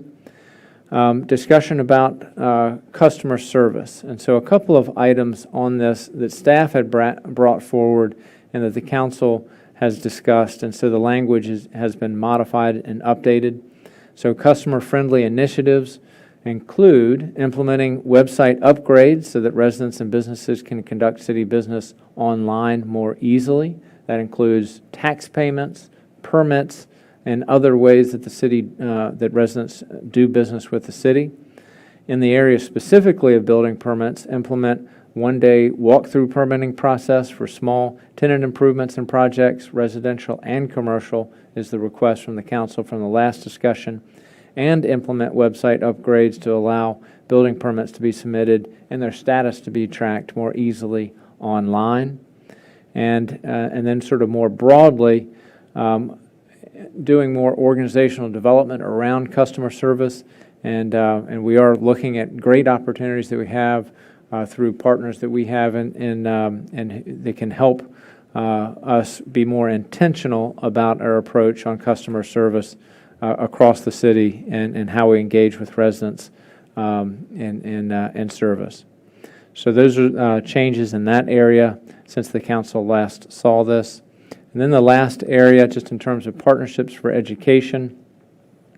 So the new language, so what had been before is the revenue sharing agreement, to continue that policy work, possibly to formalize that arrangement between the city council and the school board, and then some additional areas of interest, including school reserve policy, policy on funding school capital needs, and allocation of developer contributions. And since this was drafted, I did have some council input suggesting that maybe the discussion should just be about reserve policy generally rather than targeting necessarily the school reserve policy. And then the last item is planning and celebrating the 75th anniversary of the city in August 2023. So that's the last item on the work plan and the last change that I'll note. Happy to continue the discussion with the city council, and I'll end my report there. All right, thank you very much. Let's go on to comments or questions about what we've just heard.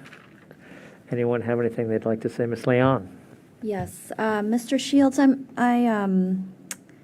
I would love to see some shading that indicates for page 3, line item number 6, under safe and complete streets for mobility and accessibility. How do we, we've heard a lot of input around bike lanes, and I think we would be unresponsive if we didn't attempt to commit to where we could, at least pilot, a bike lane at some point. So is that just pending discussion with DPW, or can we look to do something in 23 for that? Because it's unshaded, so it's open-ended in terms of timing for implementation. So the way it's kind of reflected right now is that this would be an ongoing effort. And so we do have a bike master plan today, which does guide how DPW puts their markings on the street right now. We are going to update that bike master plan. That's one of the work plan items. And so we will have, I think probably what will come out of that bike master plan update is more targeted areas where we would put in dedicated bike lanes than we currently have in the master plan. And there's history on that. When this has been discussed in the past, there's been a discussion about sort of the trade-offs between bike lanes and other uses. Oftentimes the conflict is with on-street parking. I think past councils have valued the on-street parking and have not designated quite as many bike lanes as I think there might be an appetite for today. So that would be one of the things that we'll certainly be wrestling with and trying to address with the update to the bike master plan. So that'll come back for council for discussion, and then we can, and that's the dependency for 6 in terms of when we can claim, installation of new bike lane facilities that residents are looking for. Okay. That's right. Okay. Speaking of which, Yes, please. I'm sorry. Okay. Mr. Shields, that says whenever a street is repaved, line 6 there. Can we, I think it's important to say repaved by the city or by an outside entity, partner. By anybody. By anybody, yeah, not just a city repaving. And sometimes it's not just repaved, but it's an improvement to the street or a crosswalk that's put in, or there's other things happening. So maybe it could be more than repaved. So along the bike lane situation, I wonder if we could, as part of this conversation, it seems like we're focused on either bike lanes or parking, not both. And I wonder if there are times when we could expand the right-of-way, in other words, push the curb line out just a little bit and actually get all those things, a complete street. And so I wonder if we could spend some time just trying to come up with a place we could try that for starters, like in other words, a complete street, not just get rid of parking on the neighborhood and, neighbors versus bikers, and we've got some big fight, but actually see if we can find a situation where we could try either through pulling out the curb line on city-owned property or by some other means reducing the width of some street lanes to just try to do it all in one place. Mm-hmm. I think there are places in the city where it can work. Other comments, Ms. Hardy? Thank you. I will come back to bikes. I feel like there's a few more things to be said. But so taking a step back, and I'm not one to take away from the work plan, I'm going to propose two items. One, Wyatt, I'm glad you brought up the racial equity one. I do think it's important for us to show kind of an ongoing commitment to racial equity since we started the work 2 years ago. So it's not a side-of-desk effort. I do think it's something that, just like we value trees and we value the environment and we value transportation and we have standalone boards, I would think it's important for us to resource a standalone racial equity commission. So I'd like to see, at least up for discussion for the rest of us, I'd like to see something where we staff it and we make it a priority that shows kind of our ongoing commitment. Second item, I was actually just looking at data that Bloomberg put out today that showed offices still being empty and hovering below 40% nationwide, and it really hasn't rebounded. And there was an item that was it's probably under vibrant commercial uses or something. I think the language in there right now says to evaluate what our top commercial uses are. I'd like us to expand that. I think it's important to not only put out what we desire to do, but actually track what reality is in the marketplace. And so if offices remain empty and people no longer go into commuting, where you live matters a whole lot more while people are in this hybrid remote environment. And so rather than just identify what top commercial uses are, I think it's important for us to follow the trends in this space and figure out how we adapt as a city. That might mean conversions from office to retail or residential use. That might be more improvements to bike and ped, enhancing public spaces. But I think I'd like to see language in, there it is, number 2, that monitors kind of that change in commercial and how as a city we need to adapt to a new way of working. And then on bikes, taking a step back. So for all the projects that are in the out years, first of all, Wyatt, I appreciate the Gantt kind of chart showing kind of where we have resources and where we need to push things out in the out years. I want to make sure for things like bikes, knowing that it's currently not resourced and we need to wait for kind of the master bike plan to be updated. Are there things that we can deliver some real progress in 2022 and 2023? So similar to Caroline and Mary Beth's suggestions, on bikes, for example, rather than add new bike lanes, I know that requires engineering and work, could we protect an existing bike lane that's already on the ground? I think it would be a great demonstration project and show how a protected bike lane is the gold standard, and that's what we aspire to, and that'll draw more bicyclists out to actually use it, and that will actually show the community that if you build it, the cyclists actually probably will come. And so rather than look for kind of new opportunities, which I think we should do, can we identify one of the existing bike lanes and figure out how to put bollards up? Like the Roosevelt one that we heard public comment tonight could be a really good candidate since it leads right to the East Falls Church Metro. There's one on South Maple and Annandale where we're putting the roundabout. That could be another good candidate one. So it's a little prescriptive, but I do want to challenge us to make sure that we are thinking about how to deliver some real tangible projects, even for those out year projects in 2022 and 2023.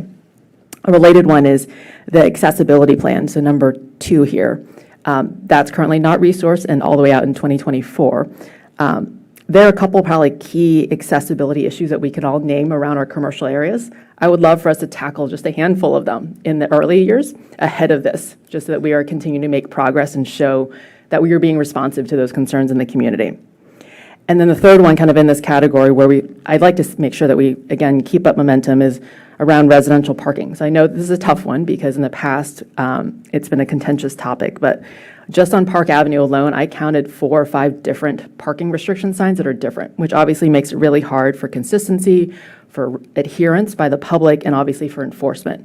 So while we may not be able to tackle all the residential parking requirements and redoing that, it might make sense, for example, to just adopt some standard 2-hour standard. Maybe it's 2-hour parking if you're in commercial districts or if you're in residential districts adjacent to commercial, and that's the rule everywhere. And that hopefully makes it easier for enforcement officers too. So a couple of examples kind of in these areas where I know we don't have resources in the near term, but I want to challenge us to make sure that we start to show some real progress in these and we don't have to wait all the way for 2024.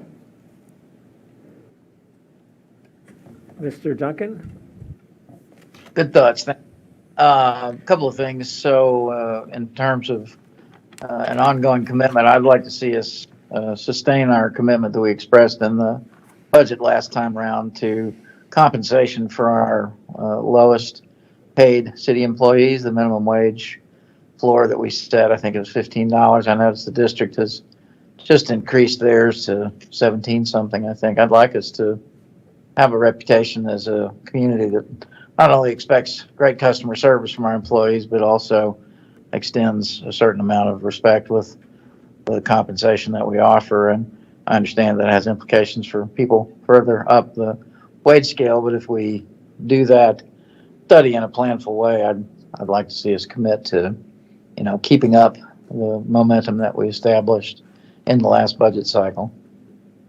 The second thing is, and stop me if this is somewhere in the document and I just haven't seen the latest version. It's sort of in the same vein of the 3-inch rainfall capture rule in Arlington. I wonder, we've talked about tree canopy, and although I think we're doing pretty well in a broad sense on tree canopy in the city of Falls Church, we do hear a lot about mature tree preservation, particularly in residential settings, where tear downs tend to wipe out, a lot of the mature trees. And I wonder if we could just commit to, studying that, seeing what our options are, seeing what we're allowed to do, what other jurisdictions are doing, and try to come up with a policy that preserves mature trees as part of a balance of other priorities. Obviously, we want to encourage, residential rejuvenation. That helps keep the city young. But mature tree preservation is an important priority too. And finally, thanks for adding in the 75th anniversary celebration. Starts next August. This coming August, we begin the 75th year. So let's wrap it up with a bang in August of 2023. Thanks. Thank you. Other comments, questions, remarks? Ms. Connolly? Mr. Shields, thanks for the organization of this. It makes a lot of sense. A few additions, changes, and suggestions. With the Partnership for somewhere you have reunification plans. Is it more than that we're trying to do? Are we looking at school safety, community safety, or is it specifically reunification plans? So school safety is something that we have a long-standing relationship with schools on. We've done the first 12 minutes training with the schools. We do after-action reviews. For instance, we had the incident just this past spring. We sat down all together and had a good after-action review of that. The reunification plan is a specific element to that plan which we have not fully addressed, and that would be in any kind of a mass disruption at our schools, just to have a good, clear plan on how we would reunite parents and students together in a good, well-organized way. So that's the specific deliverable that really is overlaid on top of all the other work that has been going on between the schools and OEM and police. Okay. An overall question. I want to make sure that there's a role for each board and commission on here. Look, I didn't see the library board listed anywhere, or the Human Services Advisory Committee. So one of the things I think is important is that we're providing a charge for each of our boards and commissions to be part of this plan. Because the hope is that we'll all be rowing in the same direction and that they won't go off and decide something else is more important.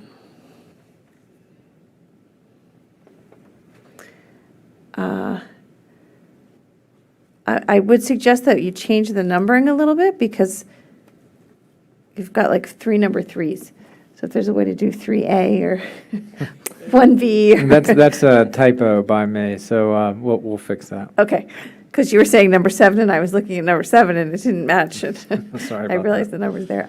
It says Howard Herman River Valley Park, so I was wondering if that was like a climate change thing, that now that stream is now a river. The stream has become a river, right? Yes.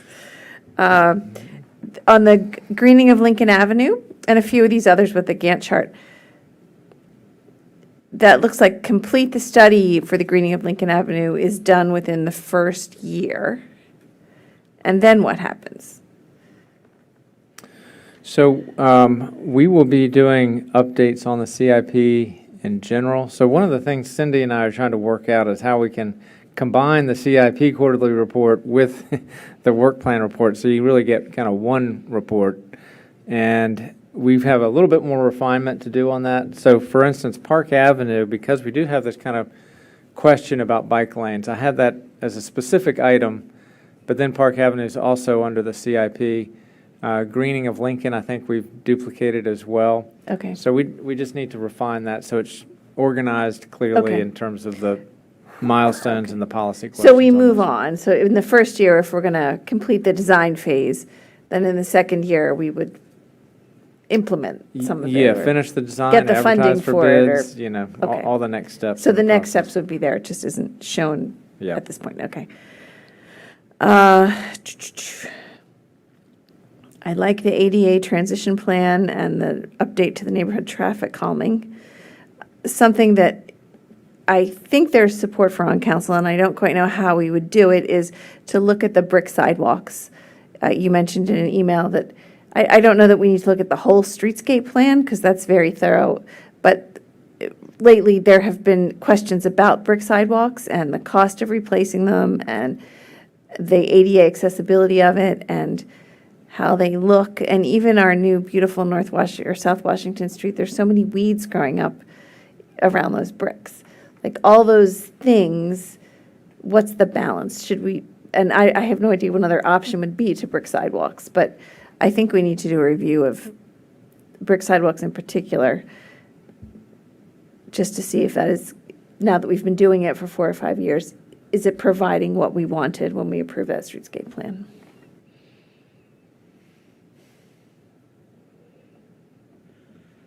Okay, other, And, oh, and then my last one is sidewalks. You have a list of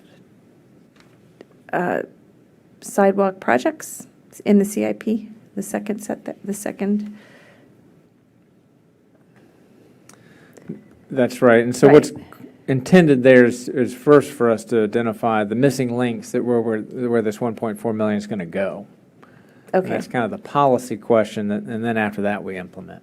So I would like to just put in, as far as equity goes, that there are several neighborhoods in the city that have more low-income residents than others that do not have adequate sidewalks. And we're doing a very good job on Tinner Hill of adding sidewalks there, and I think we need to take a look at Irving and Kent Street, where the fields are, because there's no links there to Parker for walkers to get out of that area. And I think they're working on the Berman Park crossings, and I just want to ensure that there is at least one sidewalk, if not one on each street, so that residents can walk safely there.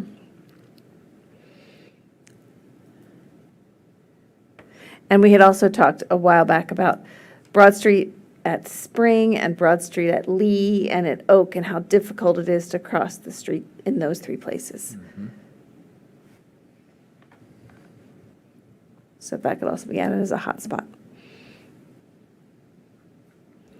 And I That's think all. sidewalks, Ms. Conley, is an area where you can get the Housing Commission and the HSAC involved, some of your other boards and commission, where we might think CACT, but from a social equity, you can broaden the Right, engagement. right. And HSAC actually has a lot of concerns about accessibility as well. I think that when we approve those brick sidewalks, those are some of the concerns that were there too, yeah. Thanks. Mr. Duncan, I know you're ready, Mr. Snyder. Mr. Duncan, is your hand up as a legacy from earlier, or did you have additional comments? Legacy, sorry. Okay.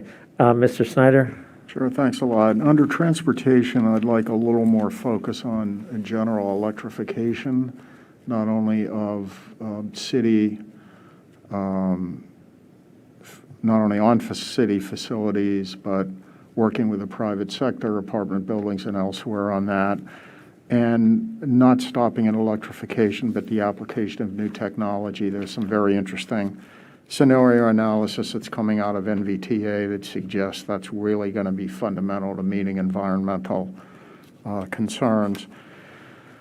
And then in number 4, under economic sustainability and vitality, infill development standards, I generally like the way that that's written, and I assume that that is sort of the guiding approach, because the T-zones are mentioned several places.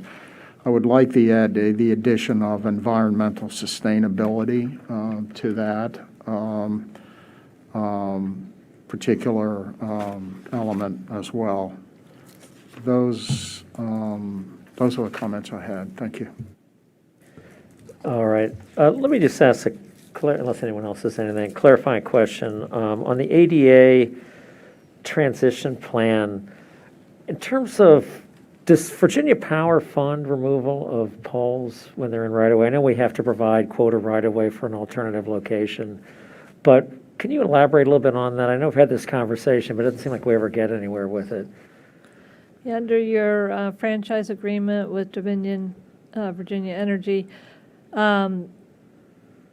they have to move at their cost a pole if it's impeding for ADA purposes, but the city does need to provide the right-of-way or acquire an easement to move it. So have we talked to homeowners about saying, can we get a foot easement, a 3-foot easement to move a pole, a couple feet? I don't recall these conversations happening. I know it's probably difficult and challenging and all that, but we got to make some progress on that front. Yeah, we haven't had a major push or plan to do that. And of course, it's never just one pole. You have to do the ones in line from an engineering stability standpoint as well. There have been some isolated cases where Public Works will get a complaint of an issue for accessibility, and we work with Dominion to try to resolve it.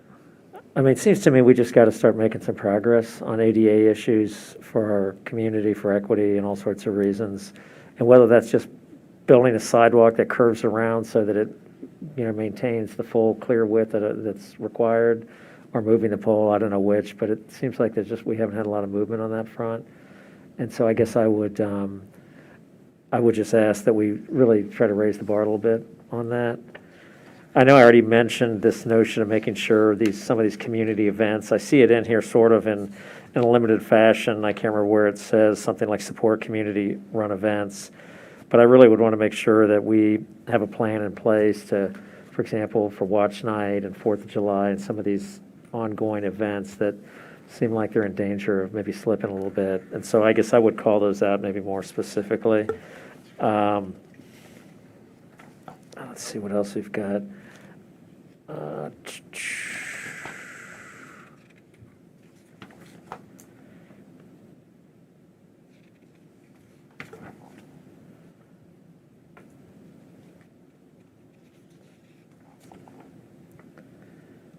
Have we considered surveying our residents? Arlington does that periodically, as far as just like, what their thoughts of government are, areas of improvement and the like. Have you ever sort of done an outreach and what that might cost? I know it's probably tens of thousands of dollars, but what are your thoughts on that? Yeah, my understanding is that it would be about $25,000 to do a good community survey that's statistically valid, et cetera. And the other, in terms of resources that will do this, they also will provide, you can name a couple communities and you can compare some of your responses to other benchmark communities. And so I think that is something that's feasible. It's about, I think that $25,000 mark is, the last time I looked into it, is about what it would cost. So we could find some communities we could beat up on and just they're terrible. I'm in favor of doing something like that. I think it's a good idea to kind of always sort of check yourself. I hope we would compare favorably, but I do like the idea of doing some more surveying and to kind of try to upgrade customer service and those touches we have. And I know a lot of them are very good, but there's probably a few areas we could improve on. I think that's all I've got right now. Does anyone else on the line have any additional comments they'd like to make? Letty's got some. Vice Mayor Hardy? Wyatt, if you're looking for consensus on a few items, I was going to offer a +1 on the two things Mary Beth talked about. So on streetscape, I don't think the streetscape standards need a wholesale revision, but on sidewalks in particular, I'd like to know what other options there are that give us that brick look, but don't pose the same maintenance costs and slippery issues that we hear from our residents. And then on sidewalks, besides Irving and Kent in general, when we look at missing links and where we prioritize the $1.4 million, hopefully equity is just one of the considerations. I imagine there are probably many other neighborhoods that need attention and need some sidewalks besides that one, but we should just make sure we evaluate all the missing links with that lens. Thank you. Okay. Anything else from anyone? All right. Well, thank you, Wyatt. I know you've got some more to chew on. We appreciate all the good work you've done. This is a very thorough plan, and I know we've had a lot of comments, but I think overall you've done an excellent job, and so I, for one, am most appreciative of your good work. Let's move on to the rest of the agenda, which is... Can I ask a quick question? Yes, of Just on course. timing. So will you add all those things and we approve this at our next meeting in 2 weeks? Or So how about if we get updates to this, send it out to council, maybe have a couple of days for council just to look at it, and then we go ahead and send it out to boards and commissions with, before your next meeting? Or we could have one more work session on it next week and then send it out after your work session on the 18th. Okay. And then in sending it out to boards and commissions, we would be able to say to the boards and commissions, the work that you've done has informed this plan, and you have advised us on many of these things, and this is where we are headed, and we'd like to ask for your support in this. That's the idea. I think Yes. that would be a good message to boards and commissions, thanking them for the support that they've provided and helping us to get to this point, and then asking for their support in enacting it. All right. Any last words? If not, let's move on to business not in the agenda. Is there any business not in the agenda, any regional reports, standing committees, and the like anyone would like to mention? Any council member comments that weren't made previously? Anything else anyone would like to say before we adjourn fairly early May I? tonight? Yes, of course, Mr. Duncan. Since we're not too late, I just wanted to note yet. a couple of things. Jotted down. Don't worry, I won't keep you long. One is, you've heard me talk about it before, but the county, Fairfax County, announced the arrangement that they've had made with several of their high schools for Metrobus incentive subsidies, I suppose you call it, for their students to travel on Metrobus to school and back. I'd like to see us explore that. That was mentioned in Senator Saslaw's newsletter. Seems like the sort of thing that we should be able to accomplish in Falls Church, and without too great a cost, I would hope. Second, the Kensington Cafe use and its compliance or not with the SE terms is something that we'd asked about at a previous meeting. I just wanted to keep it on the radar screen and make sure we know where we stand with whatever their plans are. The assessor's office, its pace on the appeals that were filed. Just like an update on that at our next meeting if possible. And Westmoreland parking situation, maybe Ms. Hardy referred to it generally with the suggestion of a 2-hour parking restriction for the whole city, but I haven't heard what the latest on that is. And finally, the tree that, keeps falling in the woods, I want to make sure it doesn't go unnoticed, is the library hours question that was raised by a citizen earlier.